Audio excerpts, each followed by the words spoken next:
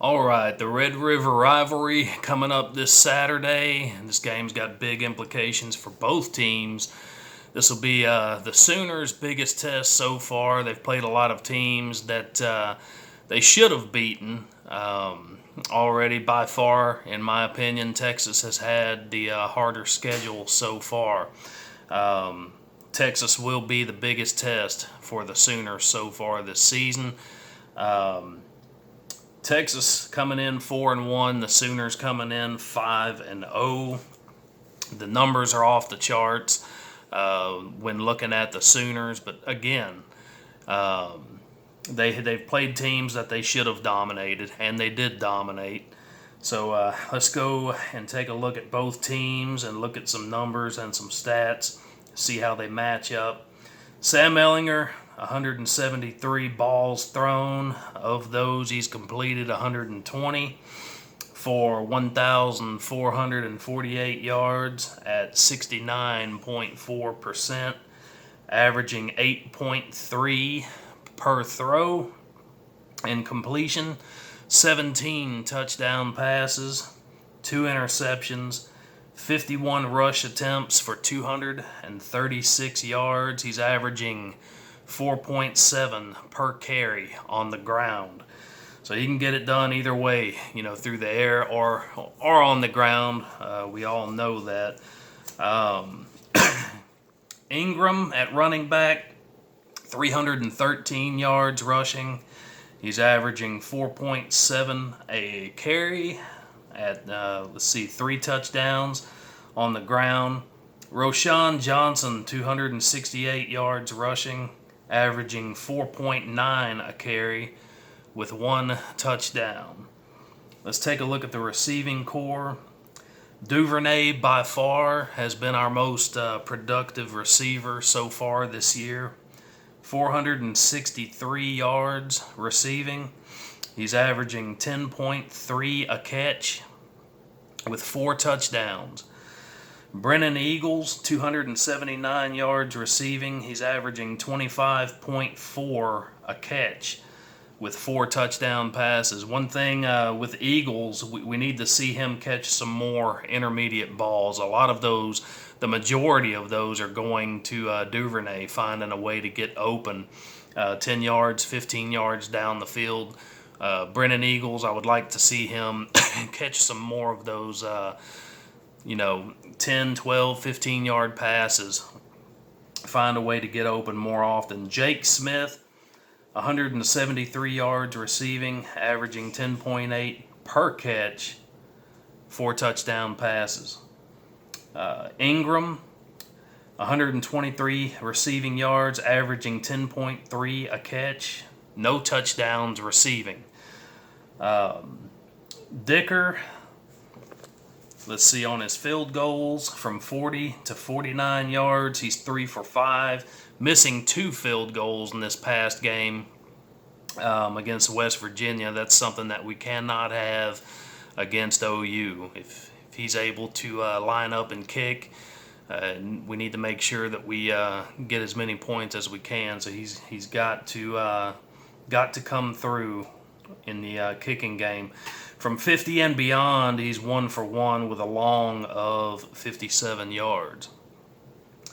Looking at some of the defensive players, Joseph Osai, been very productive. 2 sacks, 2 interceptions.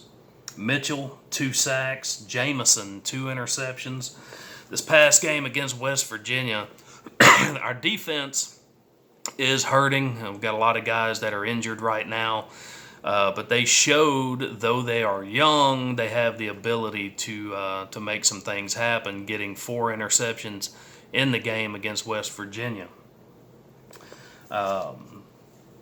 Total defensive numbers, 10 sacks, 9 interceptions. Let's go and take a look at some of Oklahoma's numbers.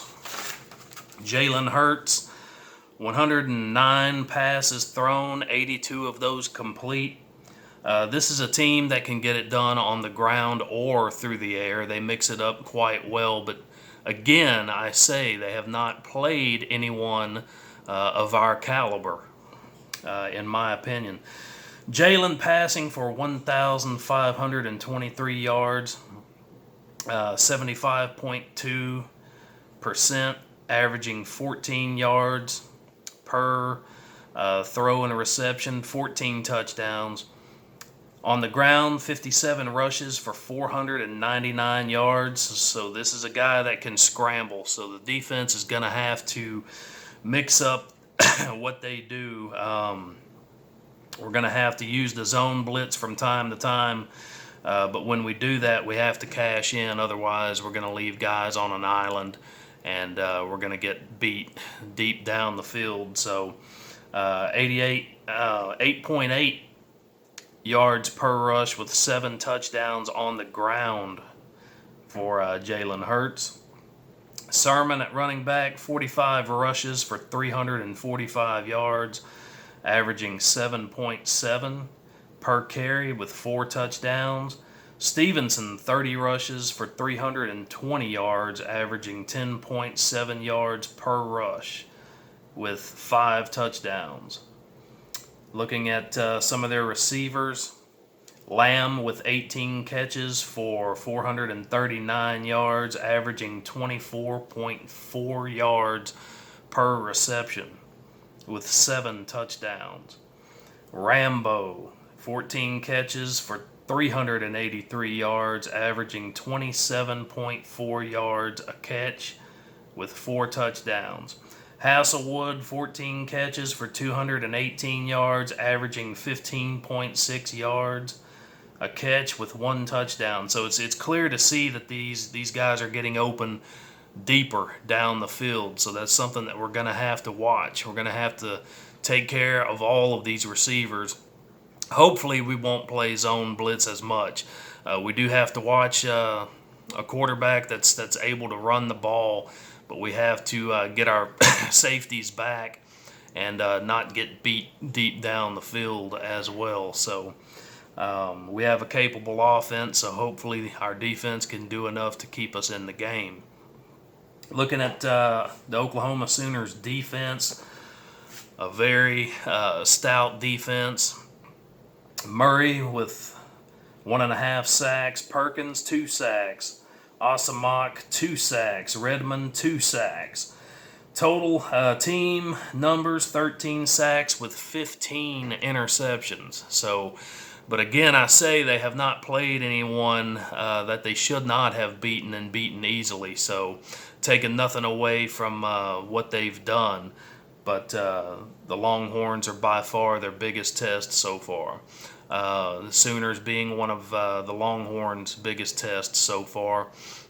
We did play LSU, matched up very well against them, only lost by 1 score. So, should be a very good game.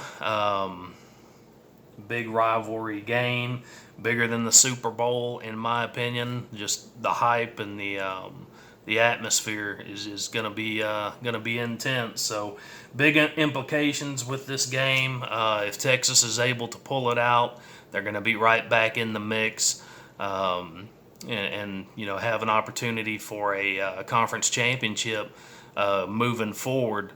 The Sooners, they would remain undefeated at 6-0 if they can get past Texas.